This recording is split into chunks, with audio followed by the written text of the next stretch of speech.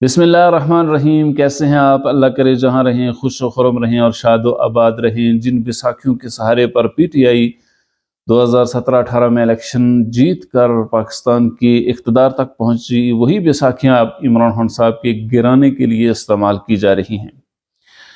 और बहुत से लोगों के, पीटीआई के बड़े अहम लोगों के कागजात नामजदगी मुस्तरद कर दिए गए हैं। उनकी तफसील आपके सामने रखेंगे कि किस हल्के से कागजात नामजदगी किस वजह से मुस्तरद किए गए हैं। इसके साथ साथ बड़े दिलचस्प बात यह है कि इमरान खान साहब ने जो कागजात जमा करवाए, उसमें जो उन्होंने असासे ज़ाहिर किए, उसकी भी पूरी तफसील आपके सामने रखते हैं। अगर बात करें यानी कागजात नामजदगी जो मुस्तरद किए गए हैं उनकी तफसील की, तो फिर इमरान खान साहब N122, वहाँ से इमरान खान साहब के कागजात नामजदगी अजहर सिद्दीक साहब की लीगल टीम ने जमा करवाए थे रिटर्निंग ऑफिसर के पास। और दूसरा उनका हल्का था इमरान खान साहब का मियाँ वाली से NA89। दोनों हल्कों से इमरान खान साहब के कागजात नामजदगी मुस्तरद कर दिए गए हैं। N122 में एतराज़ ये लगाया गया कि तायद कुनिंदा हल्के का वोटर नहीं है, और यह तायद कुनिंदा और तजवीज़ कुनिंदा का हल्के का वोटर होना लाजमी और ज़रूरी है। और मियाँ वाली से जो इमरान खान साहब के कागजात नामजदगी मुस्तरद हुए, उन पर यह एतराज़ लगाया गया कि चूँकि तोशाखाना केस में इमरान खान साहब नाअहल हो चुके हैं, लिहाजा इनके कागजात नामजदगी मंजूर न किए जाएँ। इस बुनियाद पर इमरान खान साहब के कागजात नामजदगी मियाँ वाली से मुस्तरद कर दिए गए हैं। इसमें जो बात याद रखने की है कि जितने भी कागजात नामजदगी मुस्तरद हुए हैं या मंजूर किए गए हैं, ये सारे के सारे अपीलेट फोरम के में दोबारा से चैलेंज होंगे और वहाँ से फिर फैसला आएगा। और ये कहा जाता है कि 3 जनवरी तक अपील करने का इनको हक हासिल है। ये अपील करेंगे, 10 जनवरी तक इन पर फाइनल फैसले होंगे और 13 जनवरी को फिर इनके लिए जो इलेक्शन के जो निशान हैं वो उनको अलाट किए जाएंगे। तो ये कोई हतमी फैसला नहीं है, यानी जो ही वो अगले अपील करेंगे, उसमें अगर वो केस मेरिट की बुनियाद पर मंजूर या मुस्तरद किए गए हैं तो फिर उनको तो बाहर रखा जाएगा उस सूरत में। और अगर खिलाफ मेरिट किसी का कागजात मुस्तरद किए गए हैं या मंजूर किए गए हैं तो फिर वहाँ पर वो मुस्तरद हो सकते हैं।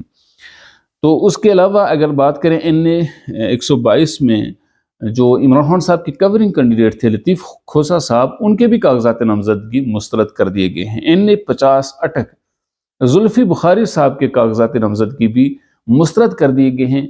जुल्फ़ी बुखारी साहब मुल्क में मौजूद नहीं हैं, उनके खिलाफ रेड वारंट जारी किए गए थे कि उनको वापस पाकिस्तान में लाया जा सके, और मफरूर होने और 9 मई के केसेस में मुलव्वस होने की बुनियाद पर उनके कागजात नामजदगी मुस्तरद किए गए हैं। मनसेरा N15 JUI में रहे आज़म स्वाति साहब वहाँ से PTI में गए थे। अब वो इमरान खान साहब के बड़े सिपाही हैं और नवाज शरीफ साहब के मुकाबले में इलेक्शन लड़ रहे थे।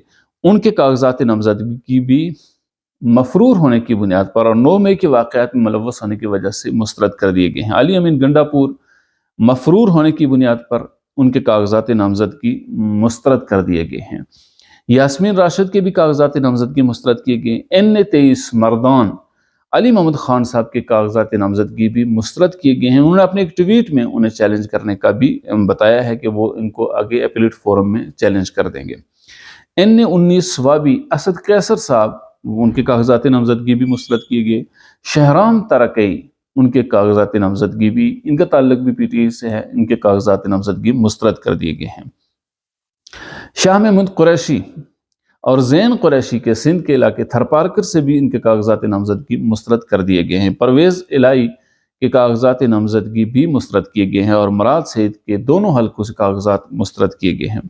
उस्मान डार की वालदा रेहाना डार और उस्मान डार के भाई उमर डार की अहलिया उरूबा डार के कागजात नामजदगी भी मुस्तरद किए गए हैं। उनके लिए बताया गया है कि कुछ सोशल सिक्योरिटी के वाजिबात उन पर लाजम थे जो अदा नहीं किए गए। एक खबर के मुताबिक 24 तारीख चूँकि आखिरी थी, इन्होंने 26 तारीख को ये सोशल वाजिबात अदा किए हैं सिक्योरिटी के।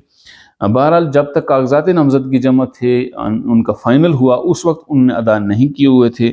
और इसके अलावा उनके बारे में ये कहा जाता है कि बहुत से ऐसे असासे हैं जो उन्होंने ज़ाहिर नहीं किए, इस वजह से उनके कागजात नामजदगी मुस्तरद कर दिए गए हैं। यहाँ ये बात याद रखना ज़रूरी है कि कागजात नामजदगी जिस बुनियाद पर भी मुस्तरद किए गए हैं, ایک بات طے ہے کہ 9 مئی کے واقعات میں ملوث لوگوں کو الیکشن میں حصہ لینے کی اجازت نہیں دی جا رہی۔ عمران خان صاحب ویسے پبلک میں جو بات کرتے ہیں حقیقت اس کے بالکل مغایر ہوتی ہے۔ انہوں نے ہمیشہ کوشش کی 9 مئی کے واقعات کے بعد بالخصوص یعنی جب وہ اقتدار سے محروم ہوئے اس کے بعد کہ کسی نہ کسی طریقے سے اسٹیبلشمنٹ کے ساتھ تعلقات بحال ہو جائیں۔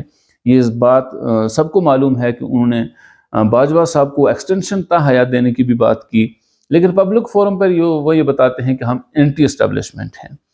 اگر عمران خان صاحب اور ان کی جماعت یہ سمجھتی ہے کہ وہ اقتدار میں رہے یا وہ سیاست میں بھرپور حصہ لے سکے تو پہلے تو انہیں 9 مئی کی معذرت کرنی ہوگی کہ یہ ایک بھیانک معاملہ تھا جو ان کی جماعت کی طرف سے ہوا، اور جب وہ اس کی معذرت کرتے ہیں اور وہ لوگ جو اس میں براہ راست ملوث رہے ان کو اگر وہ ٹکٹ جاری نہ کرتے تو یہ ایک پیغام جاتا کہ وہ عمران خان صاحب اور ان کی جماعت صلح صفائی چاہتی ہے۔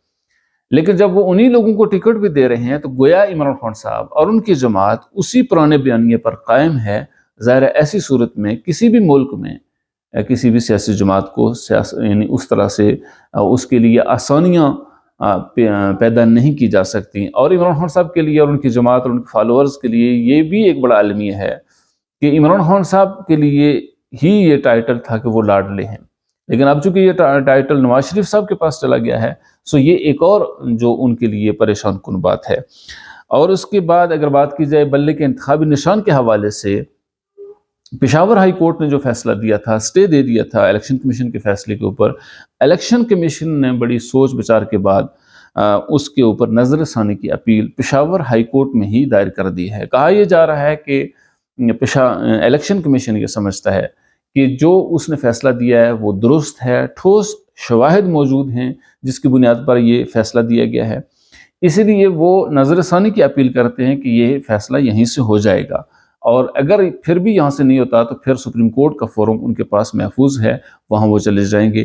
اس لیے نظر ثانی کی درخواست دائر کر دی گئی ہے، اور زیادہ تر مبصرین کا یہ کہنا ہے کہ جن حالات میں الیکشن روائے گئے اور جو معاملات سامنے آئے اس کے پیش نظر یہ طے ہے، اور بہت سی سیاسی جماعتوں کی طرف سے بھی یہ دباؤ بڑھایا گیا کہ یعنی اس الیکشن کمیشن کے فیصلے پر سٹے دینے والے جج کا تعلق پی ٹی آئی سے ہے، اس لیے اس فیصلے کو کالعدم کیا جائے اور الیکشن کمیشن کے فیصلے کو بحال رکھا جائے۔ اب دیکھتے ہیں کہ آنے والے دنوں میں اس پر کیا ہوتا ہے۔ اور بڑی دلچسپ بات ہے عمران خان صاحب کے اثاثوں کے حوالے سے کہ عمران خان صاحب کے اثاثوں میں ایک بڑا اضافہ دیکھنے میں ہے گزشتہ 5 سالوں کے اندر۔ عمران خان صاحب کے اثاثوں میں 27 کروڑ 72 لاکھ سے زائد رقم کا اضافہ ہوا ہے 5 سالوں میں۔ 2018 میں 3 کروڑ 86 لاکھ 94 ہزار روپے کے اثاثے ظاہر کیے گئے تھے، اور اب 31 کروڑ 59 لاکھ روپے کے اثاثے بتائے گئے ہیں۔ تو یہ بہت بڑا اضافہ عمران خان صاحب کی جو اثاثوں میں دیکھنے میں آیا ہے۔ یوں تو آدمی ہر ایک کو چور چکا اور کرپٹ کہہ سکتا ہے، لیکن جب بات اپنی طرف آئے تو پھر پتہ چلتا ہے کہ انسان میں یعنی واقعتاً وہ اخلاص کے ساتھ لگا ہوا ہے، یا وہی کوالٹیز وہی صلاحیتیں جو دوسروں کے اندر موجود ہیں وہی ان کے اندر بھی موجود ہیں۔ زمان پارک میں 7 کنال 8 مرلے کا گھر عمران خان صاحب کے کاغذات کے مطابق انہیں وراثت میں ملا ہے۔ گھر کی تعمیر پر 4 کروڑ 86 لاکھ روپے کا خرچہ آیا ہے۔ بنی گالہ کا 300 کنال کا مکان ان کے بقول انہیں تحفے میں ملا ہے۔ اسلام آباد کے علاقے، یہ بڑی دلچسپ بات ہے کہ اسلام آباد کے علاقے مہرہ نور میں 50 لاکھ کی مالیت، 50 لاکھ میں 6 کنال 16 مرلے اراضی ظاہر کی گئی ہے۔ اب آپ خود اندازہ کر لیں کہ اسلام آباد میں 50 لاکھ میں 6 کنال جگہ کہاں سے ملتی ہے۔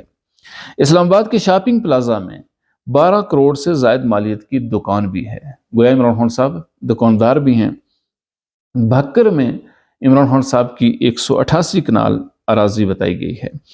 اور ایک اور جو عجیب بات ہے کہ عمران خان صاحب کے پاس گاڑی نہیں ہے، کاغذات کے مطابق عمران خان صاحب کے پاس اپنی گاڑی نہیں ہے، اور 3 کروڑ 15 لاکھ روپے کا کیش ان کے پاس موجود ہے۔ مختلف بینک اکاؤنٹس میں ان کے پاس 6 کروڑ روپے موجود ہیں، اور 2 لاکھ کی 4 بکریاں بھی ان کے پاس موجود ہیں۔ اور بشرا بی بی کے نام 698 کنال زمین ہے دیپال پور اور پاک پتن میں۔ اور عمران خان صاحب کی تعلیمی قابلیت BA پولیٹیکل سائنس بتائی گئی ہے۔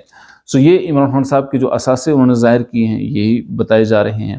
اب سوال یہ ہے کہ اتنے کروڑوں روپے کے والے ہی الیکشن لڑ سکتے ہیں؟ عام پبلک سوائے اس کے کہ ان کے لیے نعرے مارتی رہے اور الیکشن کے دن جا کر ووٹ ڈال دے، اور وہ بھی پتہ نہیں کہ جس کینڈیڈیٹ کو وہ ووٹ اس نے ڈالا ہے اسی کی طرف شمار ہوتا ہے یا کسی دوسرے اور کی طرف شمار ہو جاتا ہے۔ سو ایسے سسٹم کے اندر پبلک انہی لوگوں کی نعرے بازیاں کرتی رہے، یہی اس کا مستقبل ہے۔ اور جب ہم یعنی پبلک اسی طرح کی نعرے بازیاں، اسی طرح کی وفاداریاں ظاہر کرتی رہے گی تو ملک اسی طرح دباؤ کا شکار رہے گا، ملک کی معیشت کو اسی طرح نقصان ہوتا رہے گا، جب تک اس شعور کا اظہار نہیں کیا جائے گا کہ الیکشن لڑنے کا حق ہر ایک شہری کو حاصل ہے، اور اس کے لیے ماحول، اگر عمران خان صاحب یا ان کی جماعت اور پیپلز پارٹی والے لیول پلینگ فیلڈ کی بات کرتے ہیں تو اس بنیادی طور پر ہر شہری کے لیے لیول پلینگ فیلڈ ہونی چاہیے۔ تو پھر ایسا کیوں یعنی قانون، ضابطے اور معاملات ہیں کہ ایک عام آدمی الیکشن نہیں لڑ سکتا؟ اس لیے کہ اس کے پاس وسائل ہی نہیں ہیں۔ ہماری ویڈیو کیسی رہی؟ اگر آپ کو پسند آئے تو اسے لائک اور شیئر ضرور کیجیے۔ السلام علیکم ورحمۃ اللہ وبرکاتہ۔